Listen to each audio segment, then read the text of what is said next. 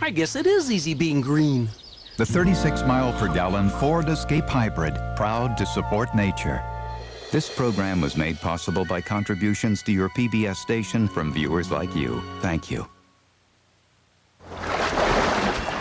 The thing about crocodiles is that they are big and dangerous predators. There's no mistaking that. They'll take you, they'll grab you, they'll rip your arms off, your legs off, they'll eat you. And that's what crocodiles are about. And if everybody can just accept that from the start and act accordingly, there won't be half the problems there are today. What you have here is really the ultimate predator that's evolved and designed to eat things from the water's edge. Professor Graham Webb gives it to you straight from the crocodile's mouth. He's studied Australia's crocs for over 30 years. The tale he's lived to tell is not only that these are the world's most dangerous animals, but that their behavior is surprisingly predictable. Rob Brettel shows how. Crocodiles actually work on eyesight and vibration. Out of sight, out of mind. Now, I'm going to slip in and swim across with this big fellow. I won't splash, otherwise that'll attract him. This is not to be tried at home. Rob Brettel is putting his trust in a crocodile's instincts, unchanged in millions of years. Rob knows exactly how and why crocs do what they do. Now I'll splash.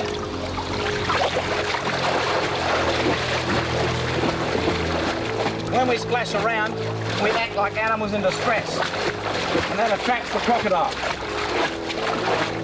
He can zero right into where we are.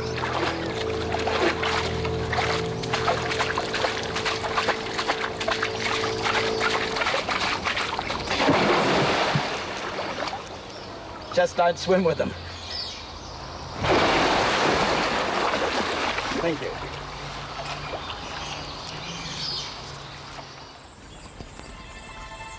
Gazelles on a riverbank in East Africa don't have the knowledge that Rob has acquired. They need to cross this river, and though they seem cautious, they're unsure of what crocodiles are.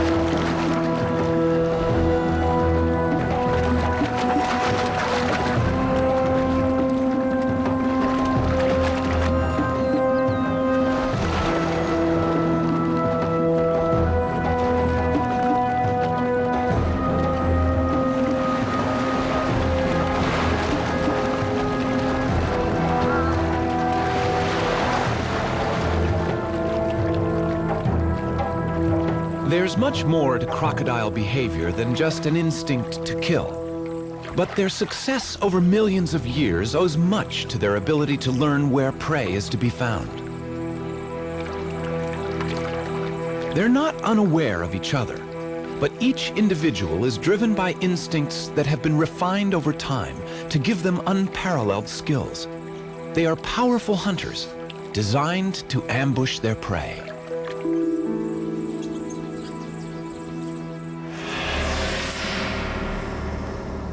The origin of the line of reptiles leading to today's crocodiles lies far back in time. Their ancestors lived before the dinosaurs, to which the crocodiles are very closely related. They survived the mass extinction of the dinosaurs 65 million years ago, and alongside turtles and their younger, more distant relatives, the lizards and snakes, they flourished as top predators. Today, 23 different crocodilians survive from the great age of reptiles, living in the warmer regions of the world. Most crocodiles and alligators look very similar, but size and shape does vary, often according to what they hunt.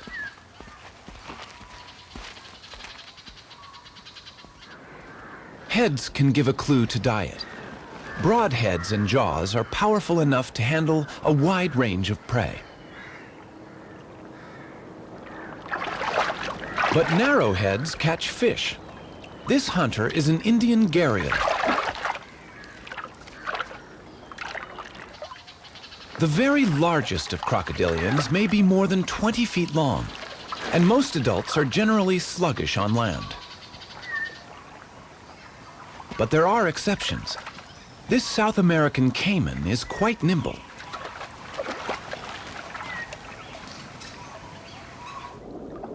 Once in the water, they're all swift and powerful swimmers. For both crocodiles and alligators, water not only hides them, but will help them to hunt fast when the moment is right. The large crocodiles of the Pacific and Indian Oceans go down to the sea. They can tolerate salt far better than most of their relatives that are generally confined to freshwater. Special glands in their mouths excrete concentrated salt back into the sea without losing too much water from their body fluids.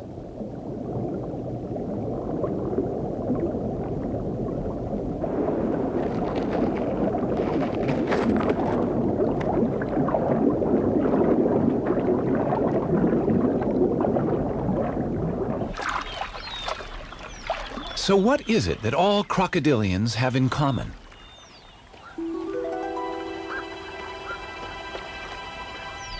They depend on the sun, which governs their life the world over.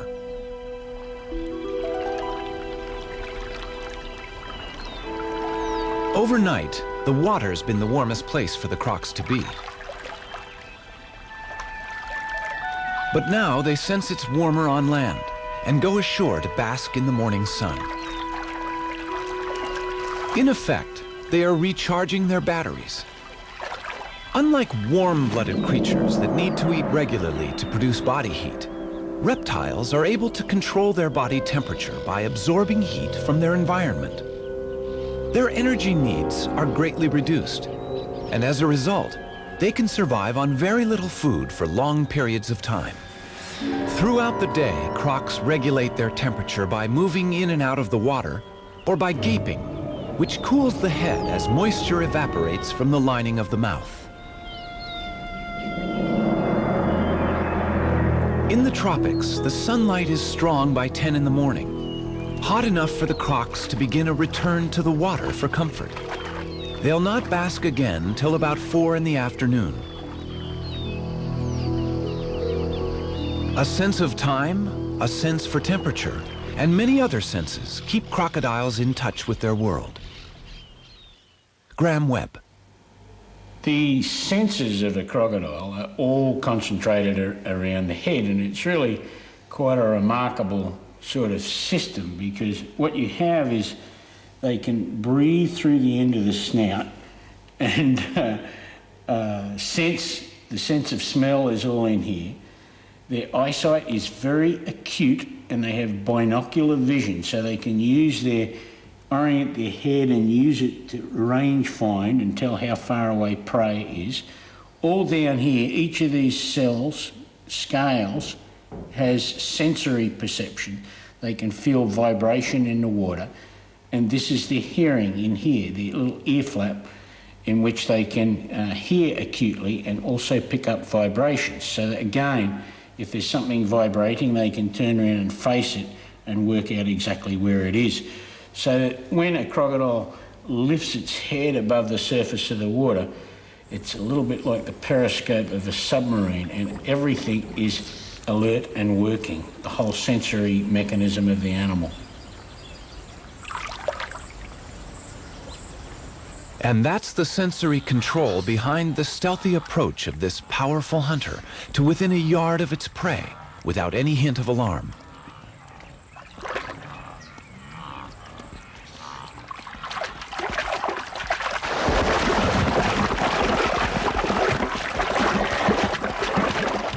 Now strength takes over.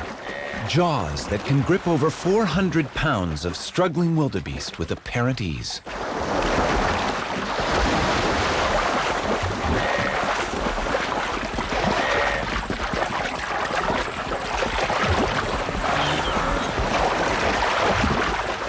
It all happens in the blink of an eye. But what comes after capture? How does a croc eat its dinner? How do crocodiles eat? They do it in two ways, but the same principle is used. With the enormous pressure they have, when they take smaller animals, they just bite down, make a dotted line, pick their head up and just go shake. When they shake it, it just tears along that dotted line. A piece as big as their head is then swallowed whole. With larger animals, like dead animals on a riverbank, they come in, they go chomp onto it, then they spin, and the large animal sits still, and this just tears that piece out.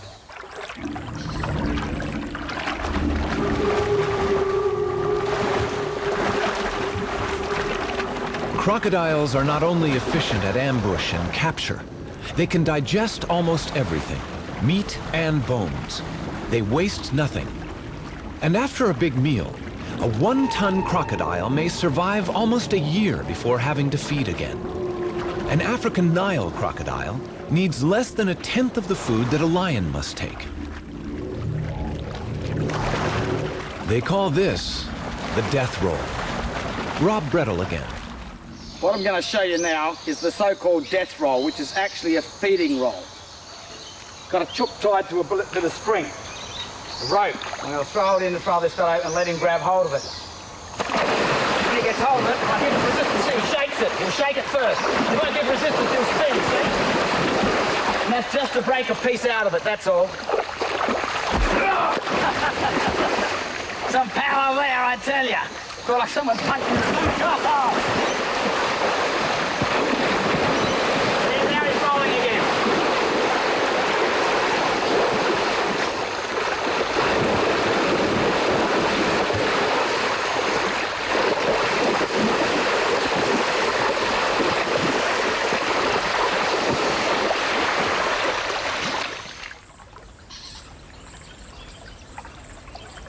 The feeding roll is an instinctive reaction, essential to deal with a large, tough carcass, such as this hippo.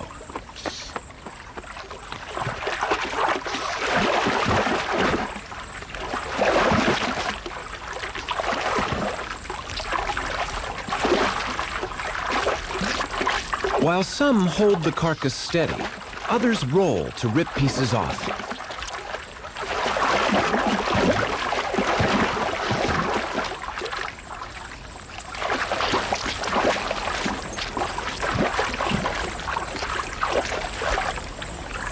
There seems to be enough to go around without a fight. But how unusual is this sharing? Crocodiles tend to be very solitary animals, and they feed alone and look after themselves alone and don't trust their next door neighbour. But on occasion, they seem to work together. Now, sometimes this is because there's just a lot of food in one place and they all come together and they sort of decide, let's not fight each other, there's plenty of food. Other times it really does seem as though there's real cooperation where they're helping each other. But that's sort of the exception rather than the rule. At Ndumo in South Africa, the exception can be seen once or twice a year when the gates on this dam are opened. An artificial flood races downriver.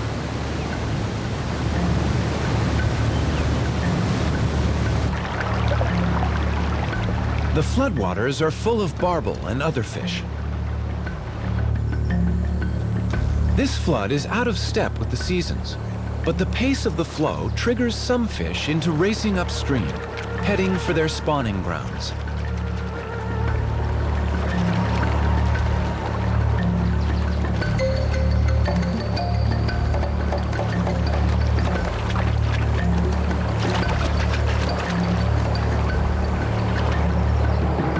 Crocodiles on the river caught the smell of this floodwater 4 days ago when it was released 100 miles upstream.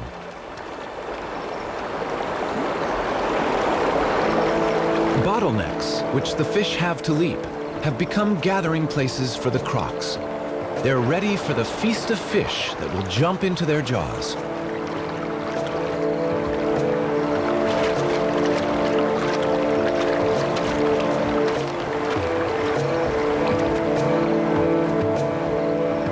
These crocodiles have learned to take advantage of this artificial flood, but may have gathered like this during natural floods for millions of years.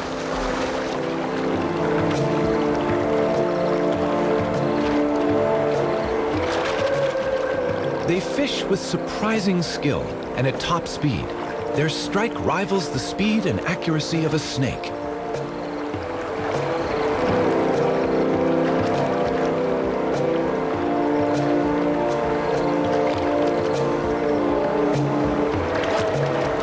Their success relies not only on their skill, but also on their ability to learn. They may have small brains, but crocodiles are a lot smarter than they've been portrayed. And their intelligence is matched with powerful weaponry.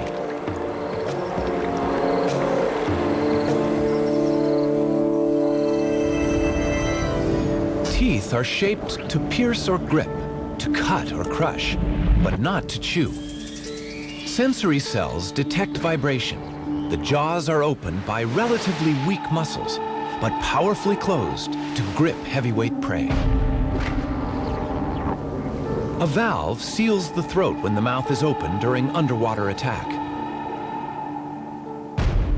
And a third eyelid, the nictitating membrane, covers the eyeball when underwater. This cover is a transparent protection, but it means that the eyes have limited focus. So a croc must use other senses, taste and vibration, to locate its prey.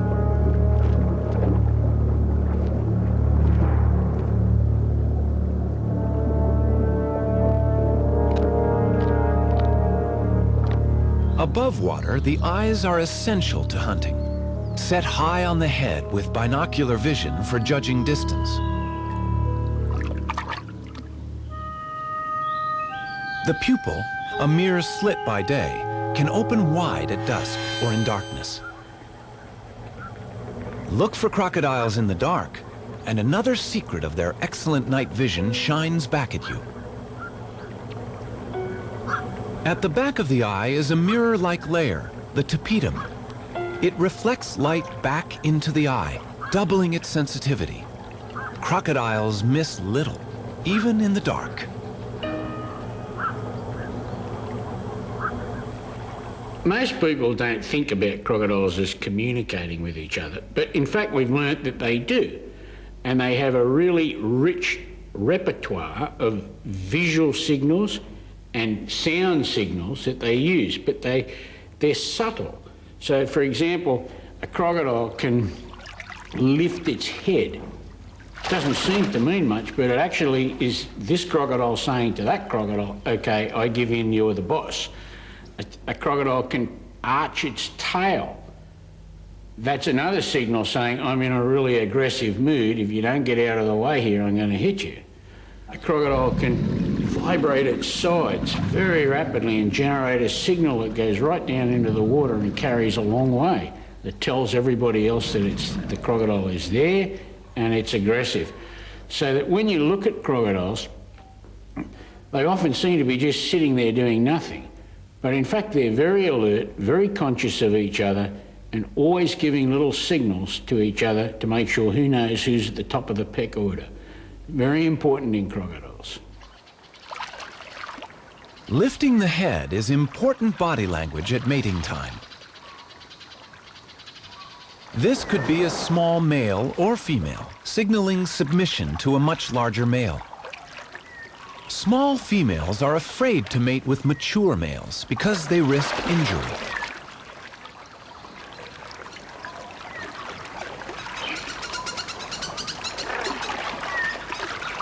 In this case, it looks as if the smaller animal is a male.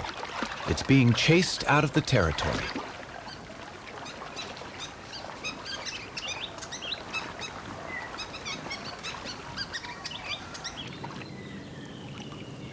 A male Indian gharial has a distinctive knob, the gara, on its narrow snout. The female does not have that decorative signal. The size of the gara is a measure of a male's dominance, and the gharial can also use it to produce a buzzing sound. These badges of male rank are flaunted high. Each male knows his place. Size matters when gharials are mating. These Nile crocodiles are competing for dominance by jaw snapping, raising tails, and even blowing bubbles.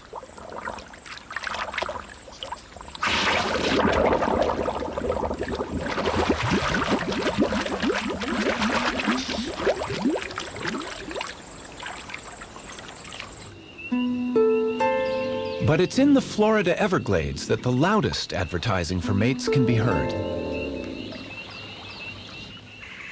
During the breeding season, these alligators bellow and vibrate their expanded bodies, something that terrified early explorers.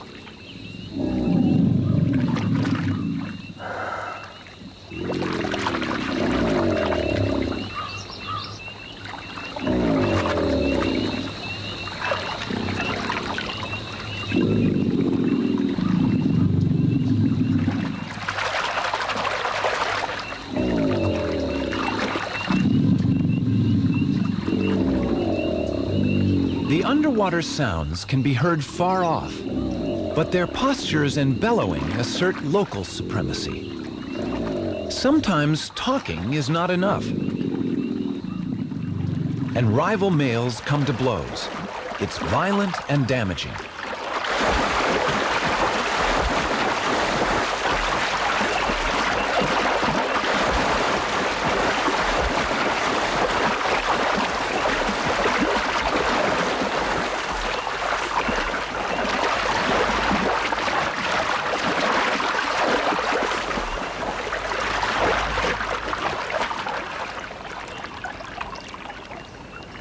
The victor emerges. He's made his point and sent the challenger on his way, out of the territory.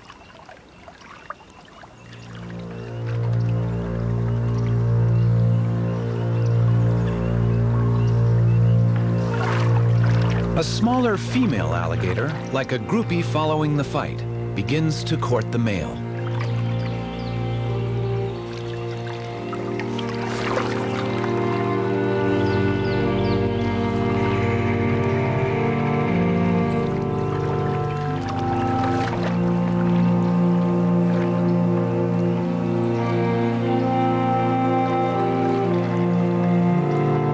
One male may mate with several females.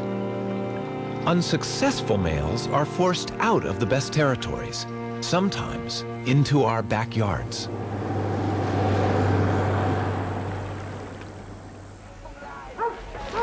As human populations have increased in Florida, this scenario has played out more and more frequently. The alligators have a problem, but people don't necessarily see it that way. To a homeowner, the reptile is a nuisance, one that needs to be dealt with. Pesky critters. Okay, what was the address? All right, listen, keep everybody away from him and we'll be there as fast as we can, okay? No, we're heading there right now. Okay, thank you. In Florida, we have over 1 million alligators, and we have 14 million people. So we have an alligator for every 14 people, and the alligator habitat is continuing to shrink every year. There's less and less alligator habitat, but the alligator population is going up. They're continuing to breed and reproduce. It's the alligator breeding season, and the alligators are becoming very territorial.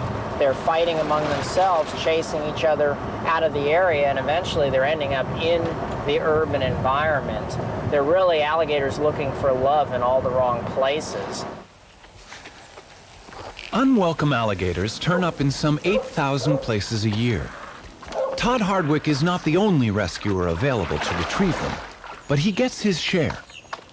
The state of Florida licenses him to relocate the small ones and to sell the largest as meat and skin. To youngsters playing in this lake, alligators can be more than a nuisance. They can kill. Todd is surprised to find the kids playing here. He's already baited the shoreline to trap some alligators reported earlier, and he warned local residents to stay away. Two of them reported out here, Jill, a 10-footer and a 6-footer. I came out last night in the rain and set some baits. And you got one on this one here. See some movement? Hopefully, this isn't the 10-footer. I hate to go in the water with one that size. Oh. Todd and his team usually set their snares overnight and bait them with fish or with an animal killed on the highway. Now they have an angry alligator in the net. All they have to do is get it from there to the truck. Go, go, go. Tighten down, tighten down. Get him off my legs. I don't have them. Tighten up, tighten up. All right, let's try to get him on land. Watch your feet. You what? You got tape with you? Yeah. I don't have them real good.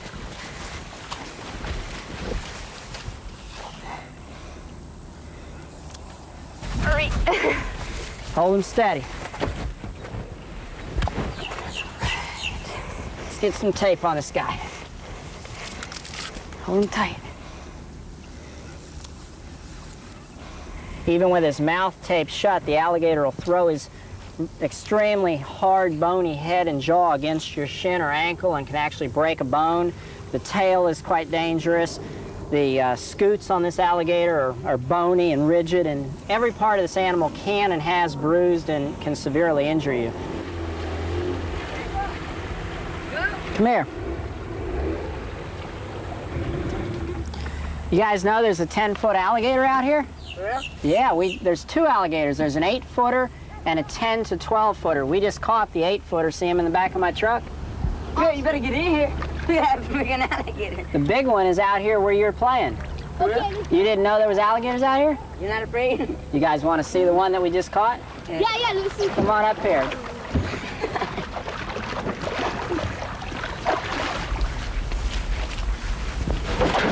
Yeah!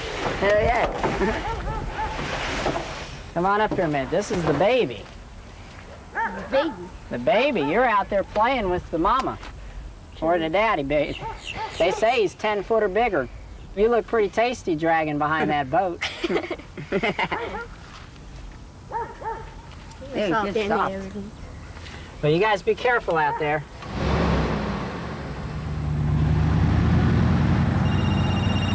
Pesky critters. In the backyard, the patio. We're on our way. Okay.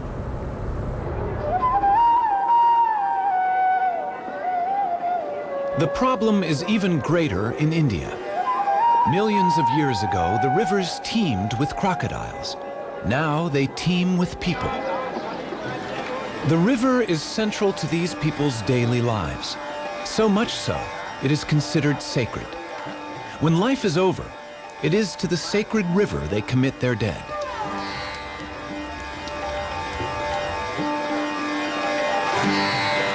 It would seem there is simply no room for crocodiles. Those that were here were killed long ago. They were killed not out of fear, but because crocodiles eat fish, vital food in a crowded country. India's marsh crocodiles, or muggers, certainly do eat fish. But more importantly, they also prey on animals like otters that eat many more fish. So these crocodiles are crucial in maintaining healthy fish stocks. But the problem is one of perception.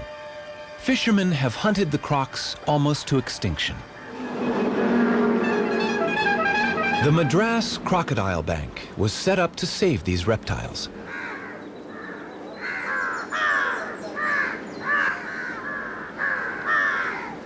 They hold in reserve here a healthy genetic stock, ready to be released into the wild.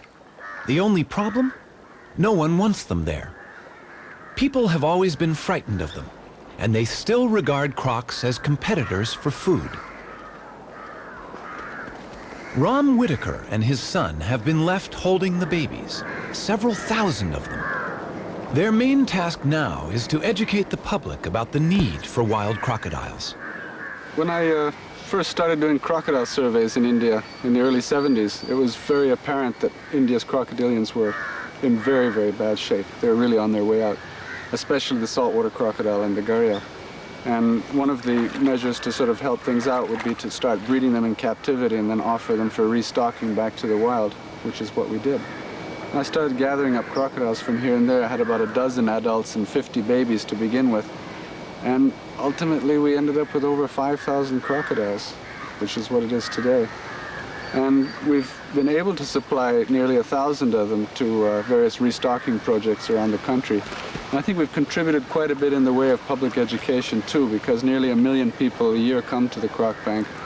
Films are made about it, and on TV, local TV, radio, interviews and magazine articles and stuff, all which help to sort of demystify the crocodile and make people at least, if not love them, at least, you know, put up with the idea that they are a creature on this planet which has some value and considerable interest.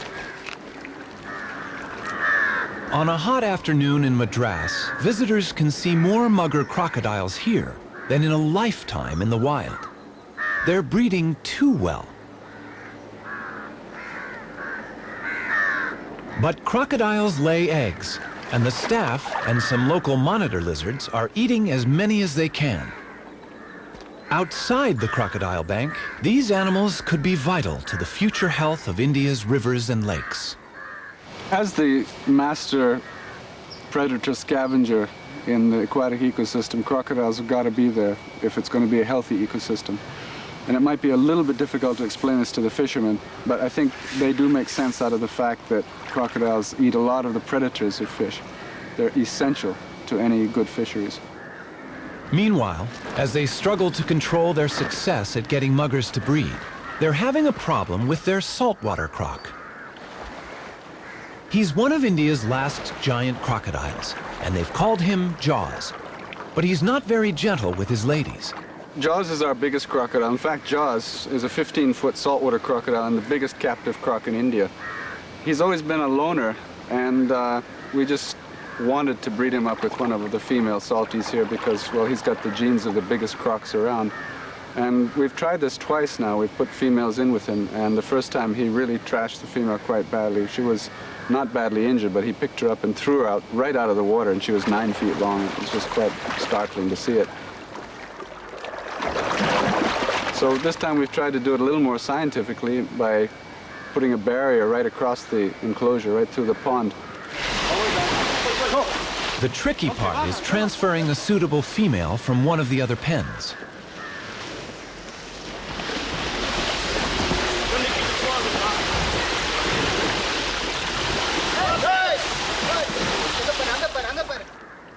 Yeah, I think ultimately we will find a female who's compatible with Jaws. I mean, they're just like any other animals. There's a very definite compatibility factor here. And he's used to being alone all these years, and suddenly chuck a female in with him. He's got to get used to her. They've got to smell each other, they've got to get to know each other, and then I'm sure it'll happen.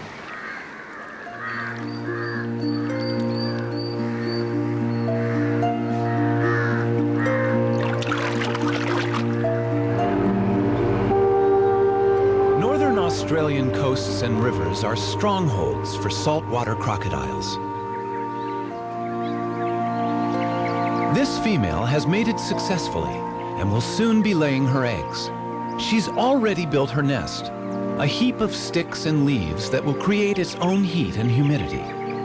It will be a natural incubator, its temperature influencing the sex of her offspring. But she'll not bury her eggs within it until nightfall. Till then, she guards her nest site from other females.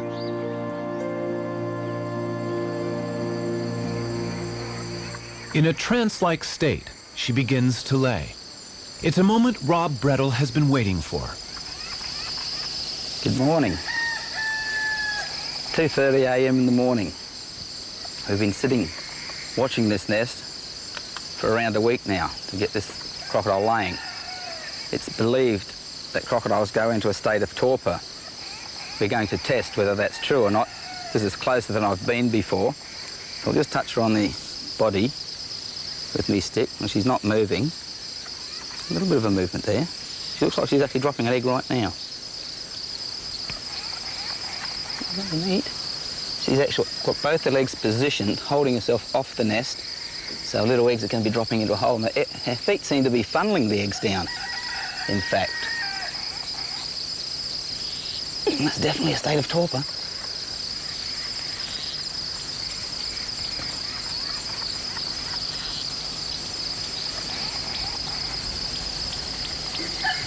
Oh, she just dropped one. Geez, the hole's deep. There's one. Now this is the first time this has ever been filmed. Taking an egg from a crocodile as she lays it. I've been playing with them for 24 years. This is the first time this has happened. I tell you what, it's really exciting.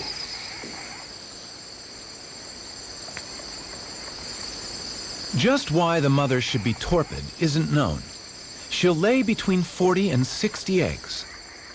If the temperature inside the deep nest is high, most of the young crocs will be male. She'll cover the eggs and watch over the nest until they hatch.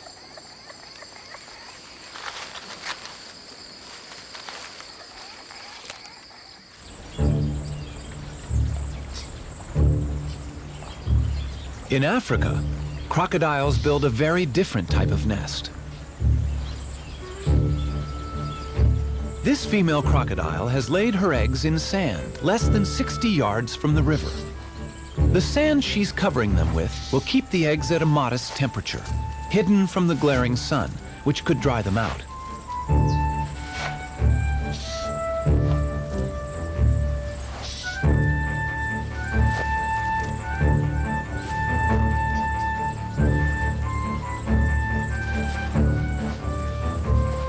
She's compacting the sand firmly, and apart from a few cooling visits to the river, she'll be on guard at the nest for 90 days without eating.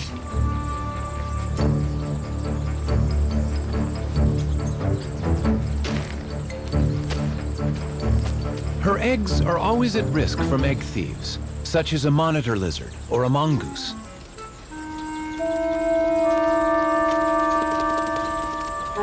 A mongoose is wary of crocodiles, and the eggs of a mother on guard are safe. But this nest is vulnerable. The crocodile is away for a moment, cooling in the river. The eggs were almost ready to hatch.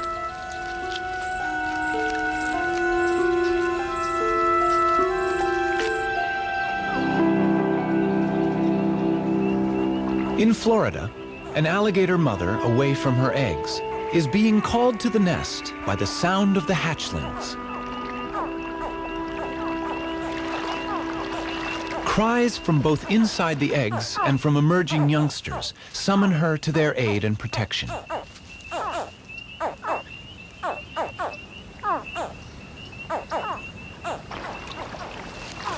She can't resist their calling. Instinctively, she clambers up to the nest.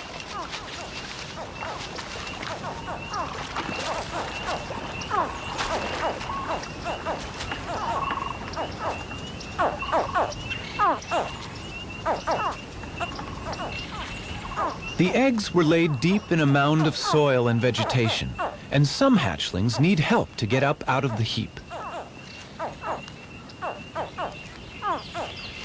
Though large and heavy, the mother is surprisingly gentle at finding her family.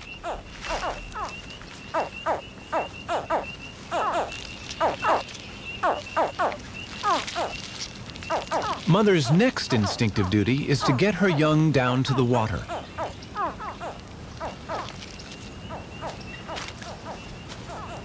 Remarkably, she ferries some of them there in a pouch inside her enormous mouth.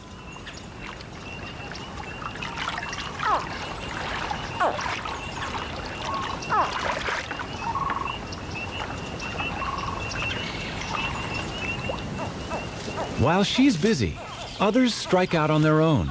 A risky journey with so many herons, egrets, and snakes around. Once in the water, they'll seek safety in numbers, clustering among the water plants. And they call to each other to stay in touch. Mother's not far away, and may remain close to them for months or even a couple of years. They can't look to her for food. They are fully equipped to hunt and must fend for themselves.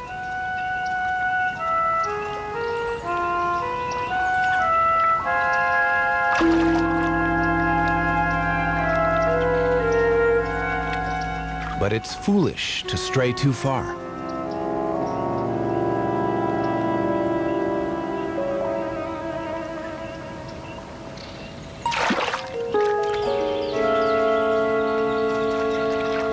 Only 1 in 100 will make it to adulthood. Parental care can only go so far. For the young alligators, or these Nile crocodiles, it's a jungle out there. Mother's jaws can tear a hefty wildebeest to pieces, but when she gathers her young into the cage of her teeth, she's gentleness itself.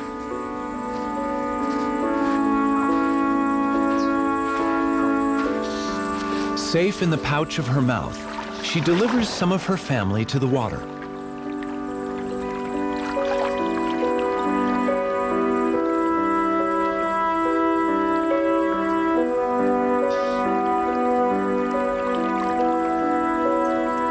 These are the lucky ones. A hungry monitor lizard is exploring the unguarded nest, and its efforts are rewarded.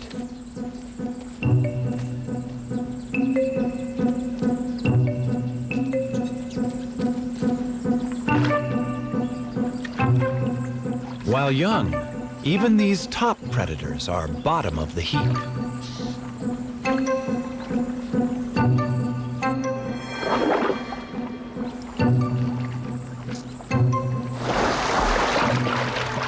Fish, fowl, reptiles, and mammals plunder the crocodile's young. But there are ways of fighting back.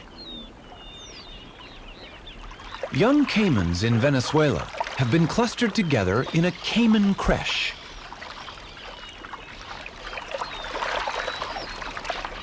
So much prey in one pond seems to confuse predators.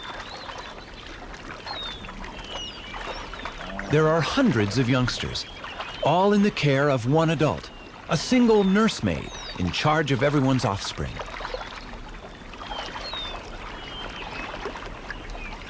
But for how long are any young crocodiles safe from their own kind? As a baby, this youngster was at no risk from adult crocs. But from about the time it turned 1 year old, it's been on the menu. For the first 4 or 5 years of its life, it needs to be wary of adults that may associate its size with prey and not recognize it as one of them. It's the right size, and the top predator asks no other questions.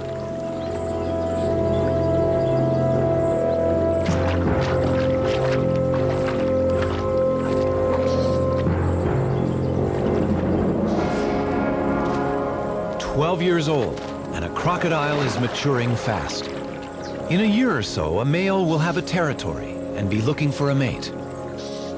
The crocodile is now the ultimate predator, and everything is potential food. There is only one relatively new problem. We're on the menu.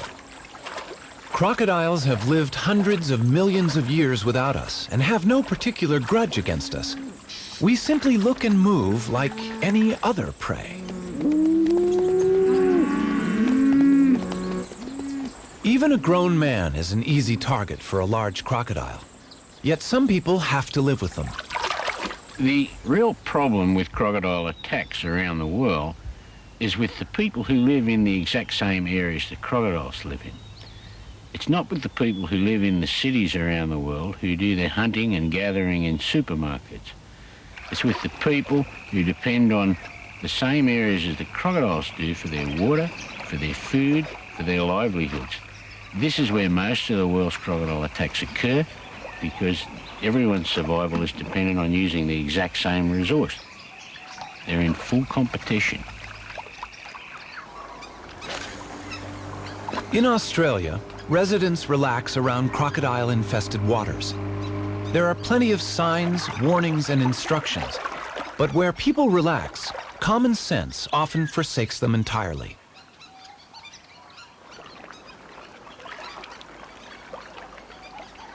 Forget for one moment that a crocodile is the boss, that you are on his turf, and that you look like food to him, and you'll make the evening news.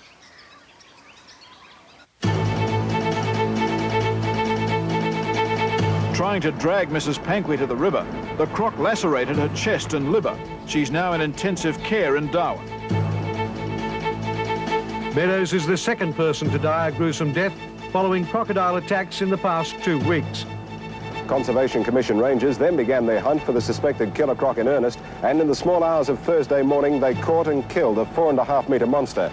A quick examination of its stomach contents revealed more decaying human remains. The severed head of the slaughtered reptile, along with the human remains, had been flown to Darwin. What makes crocodiles so dangerous is they can hide in almost nothing, they can hold their breath for hours, and lay motionless for hours. They're what I call the ultimate waiter. Now here, the water isn't very deep, you'll notice. That's how deep it is. About there. Yet there's a big fellow just laying there, nearly 4 metres long and 400 kilos. If I splash something in the water, watch.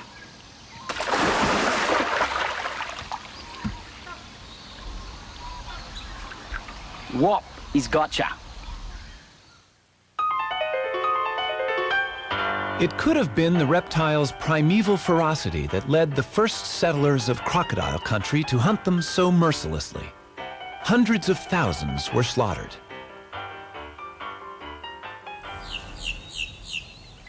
In Australia, the saltwater crocodile was almost extinct by the 1970s. But today, that's all changing. Crocodile farming is becoming big business. A growing number of crocodiles are raised on farms like this one from eggs collected in the wild. The farmers profit from sales of meat and skin and from tourism, all of which is licensed and controlled by the government. Ironically, it's in everyone's best interest to protect wild crocodiles and their nesting sites as an ongoing resource. Everyone wins: conservationists, ecologists, and the farmers.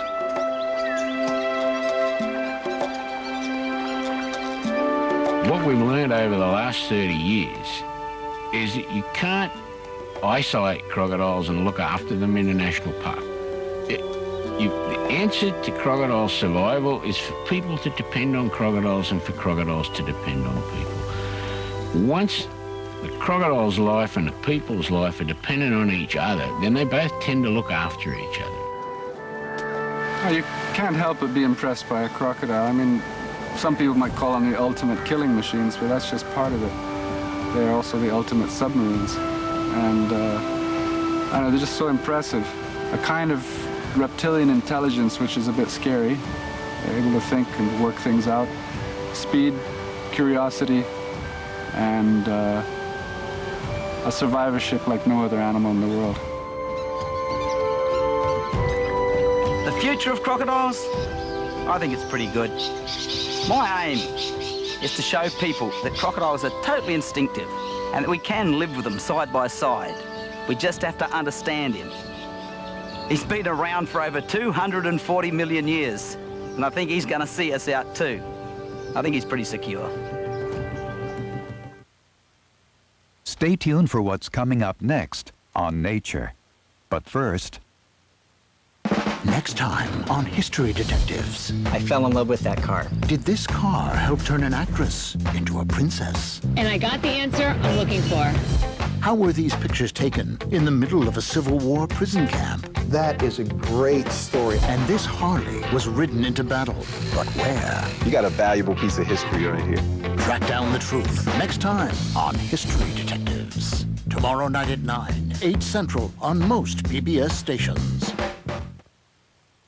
To learn more about what you've seen on this nature program, visit PBS online at pbs.org or America Online keyword PBS. Next time on Nature, designed for stealth and primed to strike. For snakes, There's more to the thrill than the kill. One of a 4-part series, The Reptiles. The Reptiles Complete Home Video Set is available for $39.95 plus shipping. To order, call 1-800-336-1917 or write to the address on your screen. Major funding for nature is provided by Canon, dedicated to preserving the never-ending beauty of nature. Canon lets you capture the wild in photographs and leave it as you found it. Canon. It's not that easy being green. I guess it is.